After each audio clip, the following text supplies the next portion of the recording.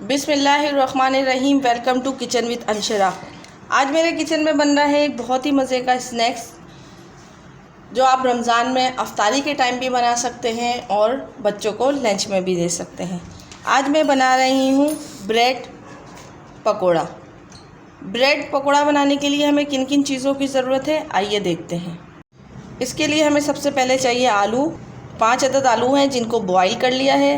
4 piece bread के slice हैं। 2 हरी मिर्चें हैं जिनको चॉप कर लिया है। 1 दरमियाने साइज़ की प्याज है जिसको चॉप कर लिया है। आधी प्याली बेसन है।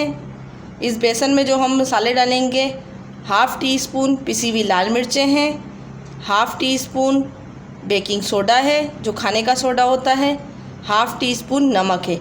ये तीनों चीज़ें पिसी हुई लाल मिर्चें, सोडा और नमक बेसन में डलेगा।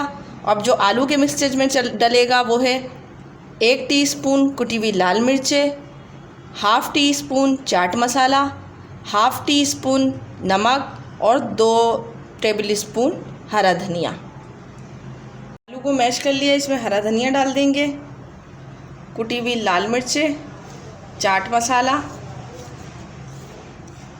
और नमक ये डाल देंगे इसमें। और इसके साथ ही इसमें हरी मिर्चें डाल दूंगी और ये प्याज डाल दूंगी। अब इसको अच्छी तरीके से मिक्स करेंगे ताकि सारे मसाले इसमें अच्छी तरीके से मिक्स हो जाएं। हाथ से चाहें तो हाथ से मैश कर लें, आप चमचे से चाहें तो उससे भी मैश कर सकते हैं, लेकिन हाथ से करेंगे तो ज़्यादा अच्छा मैश हो जाता है और मिक्स हो जाता है सारा मसाला। ये सारा जो है सब मिक्स हो गया है। अब मैं इसमें बेसन का बैटर बनाती हूँ। बेसन में नमक, सोडा और पिसी हुई लाल मिर्चें डाल दूँगी और इसका एक अच्छा सा बैटर बनाऊँगी। थोड़ा थोड़ा पानी डालेंगे ताकि ये एक अच्छा सा बैटर बन जाए हमारा। बहुत ज़्यादा पतला या बहुत ज़्यादा गाढ़ा नहीं बनाएंगे। इसको अच्छी तरीके से घोलेंगे ताकि इसमें कोई भी लम्स ना रहें और ये एक अच्छा सा बैटर बन जाए। ये बेसन का मिक्सचर रेडी हो चुका है। इसमें थोड़ा सा हरा धनिया डाल दिया है, इसको भी मिक्स कर लूँगी। अब ये ब्रेड लेंगे, इस ब्रेड पे जो आलू का मिक्सचर है इस मिक्सचर को रखेंगे इस तरीके से। पूरा अच्छी तरीके से लगाएंगे ताकि ये हर जगह से ब्रेड पूरी आलू के मिक्सचर से भर जाए।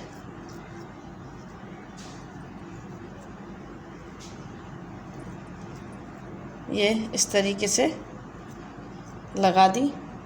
अब इस पे ये दूसरी ब्रेड रखूँगी और इसको दबा दूँगी और इसके बाद इसके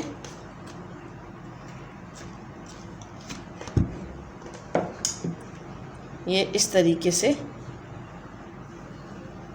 बन गई मेरी। अब इसको मैं दिखाती हूँ कि इसके अलावा भी आप एक और ब्रेड लेंगे, उस पर भी इसी तरीके से लगाएंगे। अगर आप इस तरीके से ना बनाना चाहें इतने बड़े तो आप इसको छोटा भी करके बना सकते हैं ताकि बच्चे आसानी से खा सकें और उनके हाथ में आसानी से आ सके।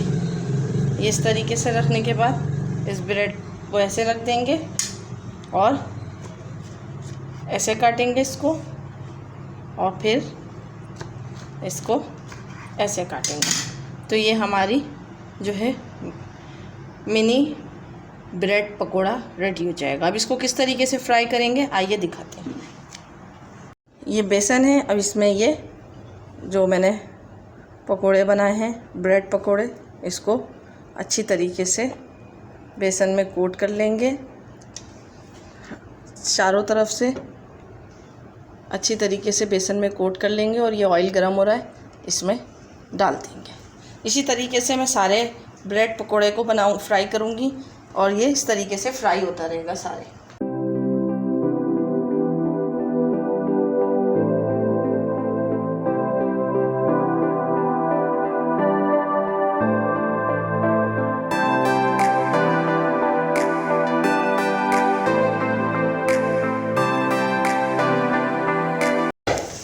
3 से 4 मिनट हो चुके हैं। ये एक साइड के फ्राई हो गई है।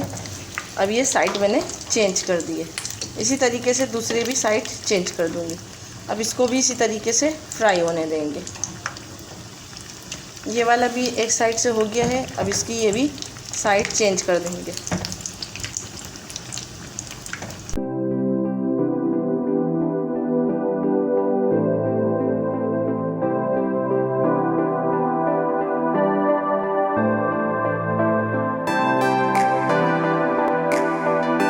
पाँच से 6 मिनट हो चुके हैं। ये ब्रेड पकोड़ा जो है बिल्कुल फ्राई हो चुका है।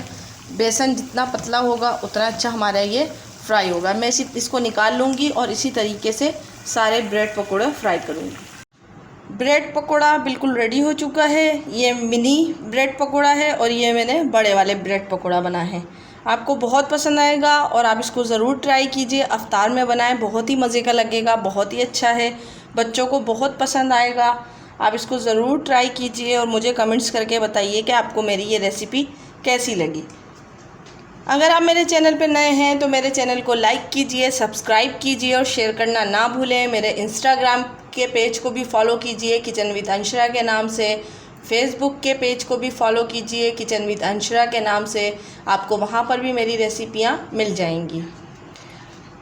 अपने बुज़ुर्गों का और बच्चों का बहुत ख्याल रखें। मुझे और मेरी फैमिली को दुआओं में याद रखें। नेक्स्ट वीडियो तक के लिए अल्लाह हाफिज़।